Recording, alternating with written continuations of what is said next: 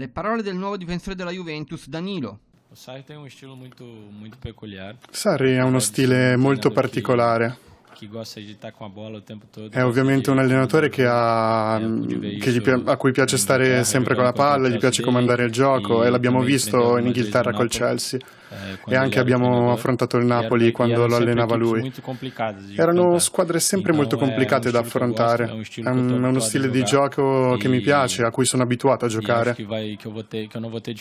Credo che non terrò molte difficoltà ad adattarmi a quello che chiede lui.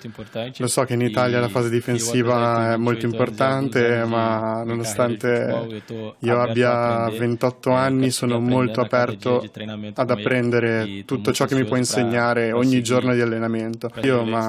Tutti i terzini destri si ispirano e devono ispirarsi a Dani Alves per tutto quello che lui ha conquistato, ha vinto, per la carriera che ha, per il modo in cui affronta ogni sfida e ogni partita.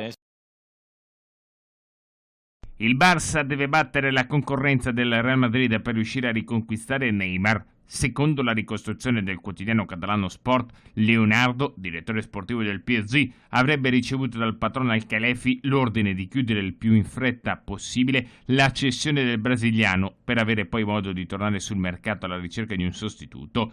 La delegazione del Barça, composta da Javier Bordas, Eric Abidal e André Coury, è quindi volata a Parigi alla ricerca di un accordo. I catalani non intendono spendere più di 80 milioni di euro per il cartellino di Neymar, e le altre contropartite tecniche plausibili sarebbero Rakitic, Philippe Coutinho ed il 19enne francese Todibo. Stando al quotidiano spagnolo Marca, Lionel Messi avrebbe chiamato Neymar nel tentativo di fargli scartare l'ipotesi Real Madrid, che manderebbe su tutte le furie la piazza del Barcellona. Sempre secondo Marca, la valutazione che il PSG ha fissato per Neymar è di 250 milioni di euro, cifra superiore 222 spesi per rilevarlo. Nelle ultime turbolenti giornate il Real Madrid sembrava in grado di superare l'offerta del Barcellona, ma Modric prima e Bale poi si sono messi di traverso, complicando l'operazione.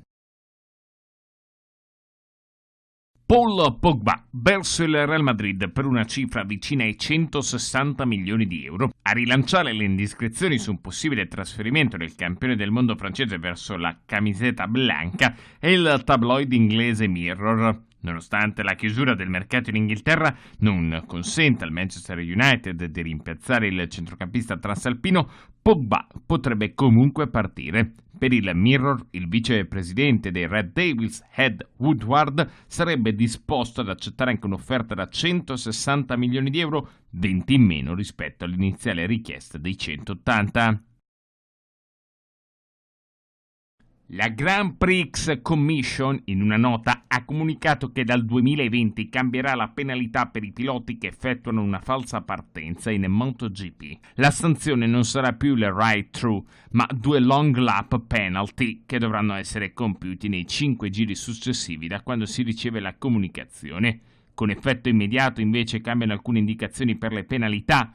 Quando ad un pilota viene mostrata una bandiera nera con disco arancione, quest'ultimo, dopo aver abbandonato la pista, deve essere autorizzato da un ufficiale di gara prima di ritornare sul tracciato.